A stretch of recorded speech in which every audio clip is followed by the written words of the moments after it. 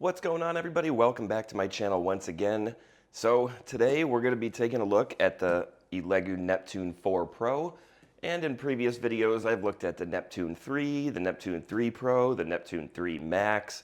And I'm super excited to check this one out, mostly because of the speed. Now they say this one goes up to 500 millimeters per second, which is, to me, is just insanely fast. So we're going to test that out and see if it actually does go up to those speeds. But let's go ahead, we'll get this opened up, let's see what's inside, and let's check this out.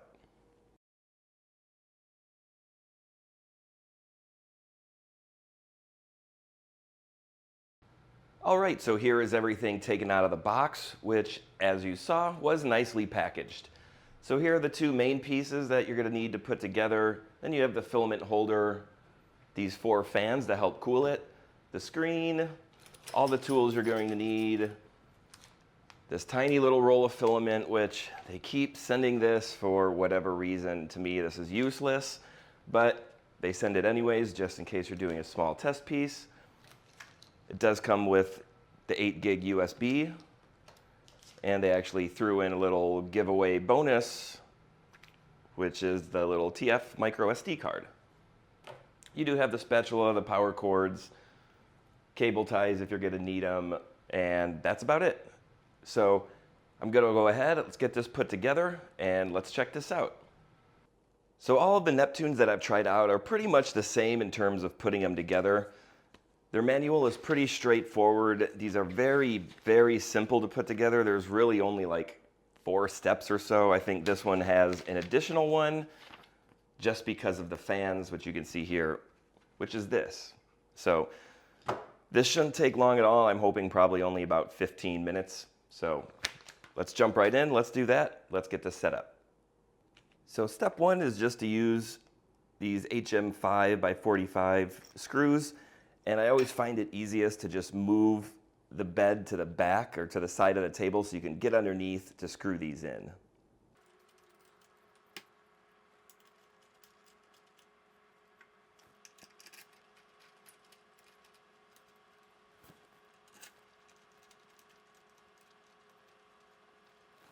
So now that we have the hard part out of the way, the next is to use these PM4 by 20. We'll use 3 of these to mount on the screen holder right here on the side. So that's attached, and the screen, it is magnetic, and you can just plug that right in. So next we'll attach the filament holder, which just goes right on top using 2 screws, and they are the same PM4 20 screws, the 2 left that you have from the previous step.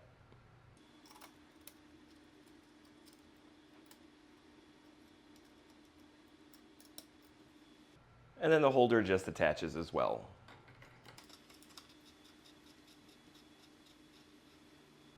So next we'll attach this runout sensor, which screws in right here on the side of the filament holder.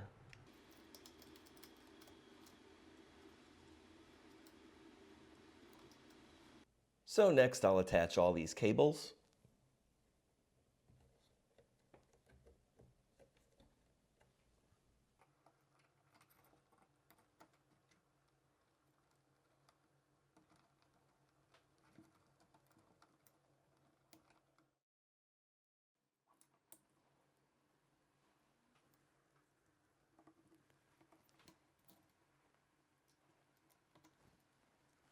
Now I'll attach the fan using these PM4 by 45 bolts that just go in these 3 spots right here.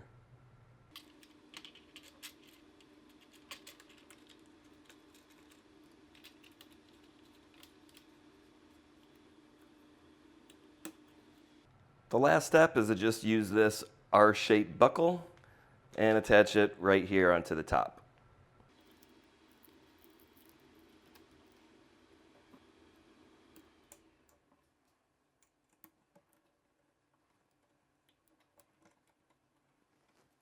So there you have it. Our setup is complete.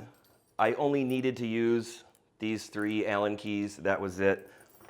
The other ones that were in here, I did not need. Now, you may need to adjust certain things like the wheels in case they're a little loose, but just kind of check it. If it doesn't wobble or shake or anything, you should be good to go. Now they do have this factory set, but during shipment, it is possible that some things could come loose. So before I get this powered on, I will go over a few things about this machine. Now on the left-hand side, you have the power switch. On the front, you have the connection for the touchscreen, you have the USB, you have a USB-C, and you have a spot for the TF card or the SD slot right underneath, but you can't really see it because the tensioner knob is actually in the way. So I think it probably would have been better if they moved it off to the side so you can see it, but it is here underneath. On the right-hand side over here, you have a slot for the LAN network if you want to connect it to your LAN. You have the magnetic touchscreen. Up on the top, you have your spool holder, you have the filament runout sensor, you have your extruder, the tensioner knob as well, and your fan, which is behind it. The build plate is removable and magnetic, which is what I like about these. It makes it very easy to remove. I never really have to use the spatula ever to get my pieces off. This does come with extra nozzles just in case you'll need them. And it does come with one of these little cleaners in case you need to clean out the nozzle as well. All right, so I got the cable all plugged in. All we have to do now is turn it on. Now I did make sure to switch it to 110 volt on the back. You can switch it to 230 if you're in a different country and use a different power source, but make sure you have it set correctly. I'll flip the switch, we'll power it on, and here you can see on the right-hand side, the screen is powering on. Now this does take a minute to turn on apparently. A little bit slower than the previous models, but there we go. It turned on. So taking a look, you have print, prepare, settings, and level. I won't go through all of these right now, but you do have light control, and you have the overhead light, LED, and you have observation light, which is actually turns on a light for the nozzle, but kind of hard to see. You have fan control, and you can probably hear those fans kick on, but I can turn it off for now. But we can go into leveling, and we can get this all leveled, and just follow the on-screen instructions. The operation will trigger the return to zero action, whether to continue. Confirm. Is it just me, or did that not make any sense? So I'll go ahead, I'm going to get this all leveled. We'll put in some filament, and we'll get a test piece all set up.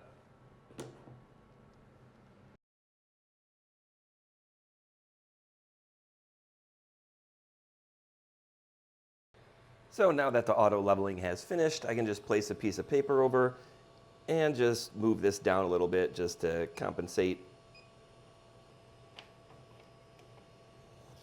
Right about there. So then all we need to do is just click the little save icon in the upper right-hand corner, and that will save it. So I inserted the U card, the USB, into the slot, and I'll run this test print, and I will just use their little tiny roll of filament for the test. So I'll get this all installed, and we'll run their test print. Now that that's all heated up, the filament's loaded in, let's go ahead and we'll go back. We'll go into print. We'll scroll over, and I guess we'll just print the Buddha. That's the only test file they have. So it says 31 minutes. You can see the little picture right there. We'll click confirm, and let's see how this prints.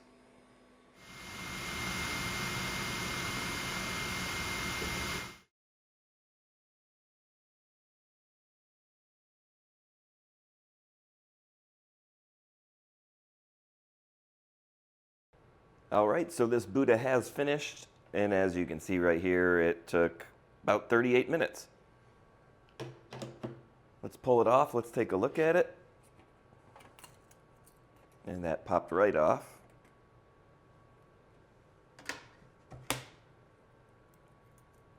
And I can peel away the little extra brim.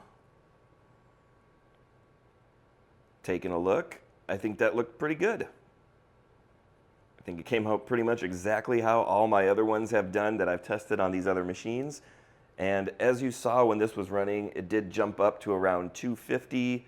It kind of fluctuated depending on whether it was doing the infill or the brim and whatnot. So it is going to speed up here and there. But yeah, I think this turned out really, really good. So I'm going to head over in the Cura.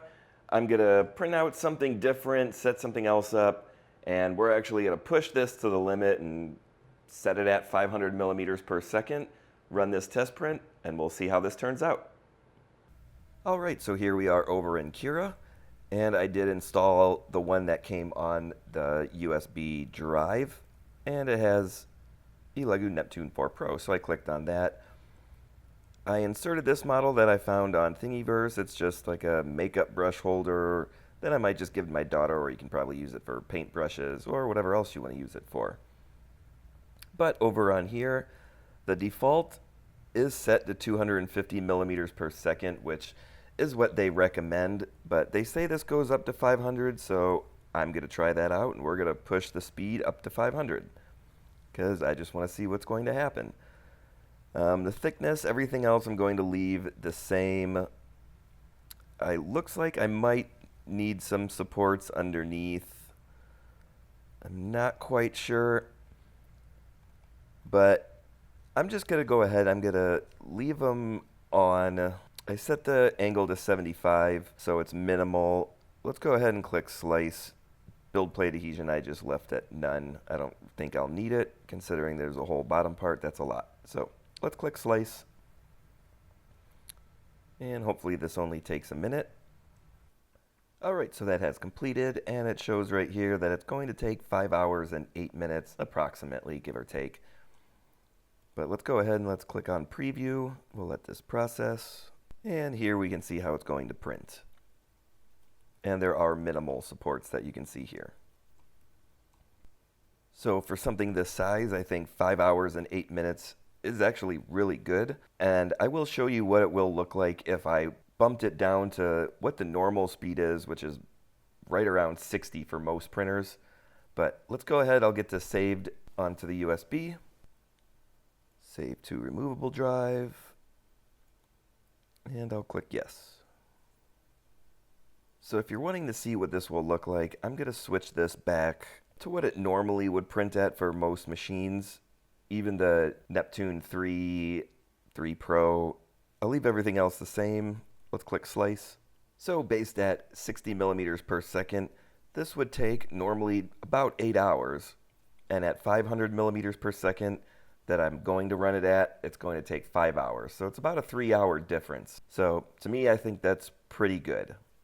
All right, let's head back over to the machine and let's get this printed and let's see how this turns out. All right, so I got the USB inserted.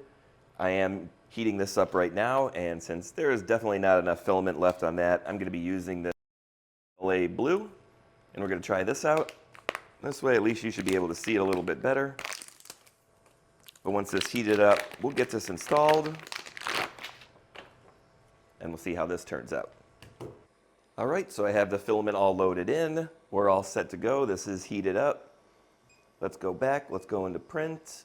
Scroll over. We'll click on Sugar Skull. It says 5 hours and 8 minutes.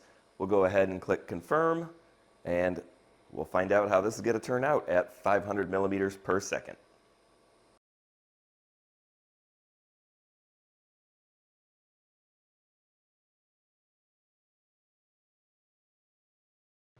All right, so this skull has finished printing, and as you can see, there's some little bits and pieces that kind of went flying all over the place, and I'm assuming that's due to the fact that it was going really fast. And even over here, you can see that the supports are a little broken, which I was a little afraid of that just because of the speed. But overall, I think it looks pretty good. I'll take it off and take a look at it. Remove those supports.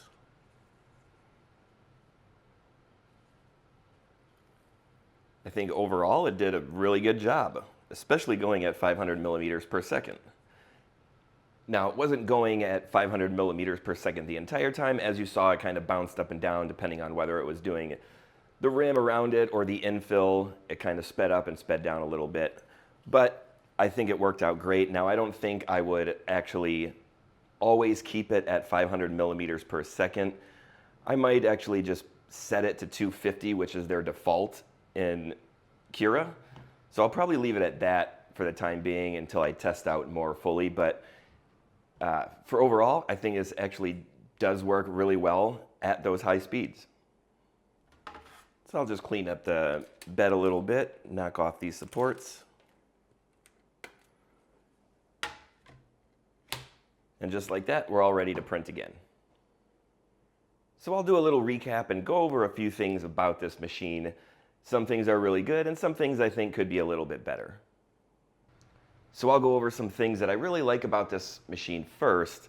And I think the number one thing is the speed itself. Now, this goes up to 500 millimeters per second. Now, compared to some of the other ones, the Neptune 3, the 3 Pro, the Max, those I typically run about 60 millimeters per second. So this is just insanely fast to me. It just blows it away. Now, I wouldn't recommend really always keeping it at 500 millimeters per second. I would probably keep it at their default settings at 250 millimeters per second. So secondly, I really like the inclusion of this fan, and it has 4 fans on it. It does have an on-off switch right here on the top that you can easily just switch on and off if you need to use it, and if you don't, depending on your settings, you can simply just turn it off.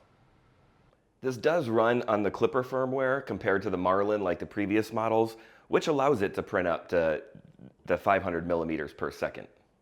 This does have 8 gigs of RAM, so you can easily store 300-400 models on it. It does actually come with the USB and micro SD card as well, so if you want to do it that way you can, or you can use it via the LAN.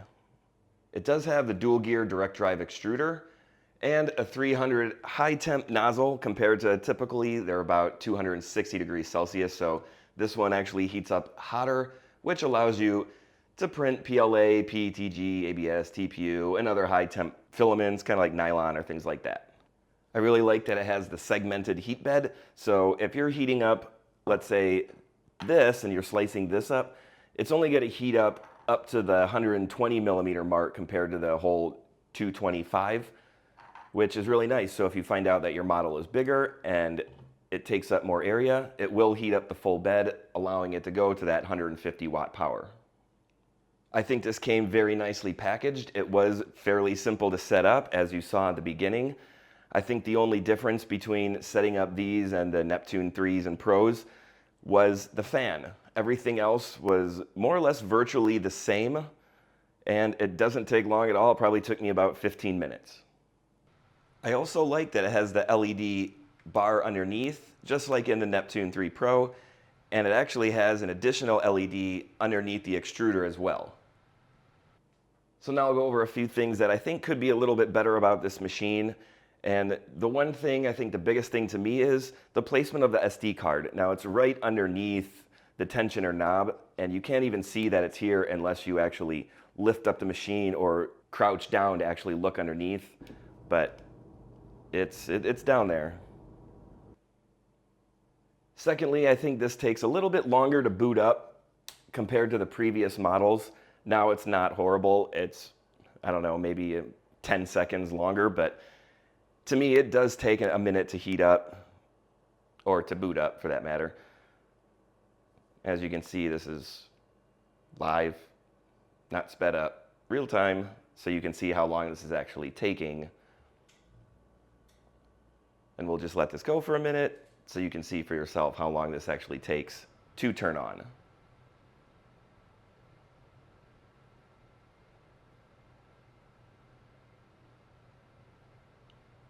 There we go. All right, so now it finally kicked in. Now, along with that note, the screen, I think, doesn't feel as responsive as the previous ones. Now it looks exactly the same, it feels exactly the same, it's magnetic just like the other ones. But sometimes when I'm pushing some of these buttons, if I go into like settings and I try and do like fan control, it doesn't, I kind of have to push it. Maybe it's just I need to push it in the right spot, but it's it's really touchy, and to me it's just, I think it could be a little bit better and a little bit more responsive. Normally, I think it works just fine on most things, but on certain places, when I'm trying to do certain things, it just takes a minute. Just like in the previous models, I still don't really care for the filament runout sensor, which to me just seems a little wobbly. I think it could be better, and it could be maybe just placed differently or something, but it just seems kind of flimsy to me, and it doesn't seem like it goes with the rest of the machine.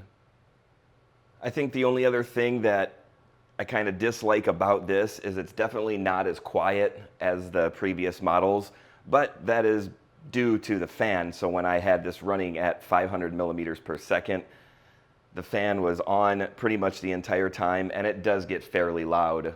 So keep that in mind, that if you're running things at high speed and you have that fan going, it definitely will make some noise. So overall, I think this is an absolute great machine. I think there's some things that could be fixed a little bit, but that's still going back to the Neptune 3 and Pro and Max, and they're all very similar. But this does have a price point right now at $299, so I think that's a really good deal. I think at 500 millimeters per second, this only took about 6 hours compared to probably 9.5 hours this would normally take to print at 60 millimeters per second. And now I have something that I can use as a little tool holder or pencil holder or whatever I want to use it for. So I think they came out great. When you look at the detail on it, you can still see some of the print lines, but they're really faint. And I mean, even in the Buddha, depending on what color you're printing in, like the white, it's really hard to see the print lines. I can barely see them on camera. It's a little bit harder maybe, but yeah, I think overall the prints came out great. So I think at $299, this is definitely worth it. I wish the build volume was just a little bit bigger. Now it is comparable to like the Neptune 3 in build size, but it does print a lot faster. So keep that in mind, that will save you time overall. But if you do need to print things that are bigger, I would probably go with the Neptune 3 Max, which I have over there in the corner, which I love that thing, and it's got a much bigger build volume than this, probably 3 times the size. So if you're looking for something that'll just print things that aren't huge, definitely worth it. But if you want something that's a little bit bigger, I would probably right now opt for the Neptune 3 Max. But that's just my 2 cents.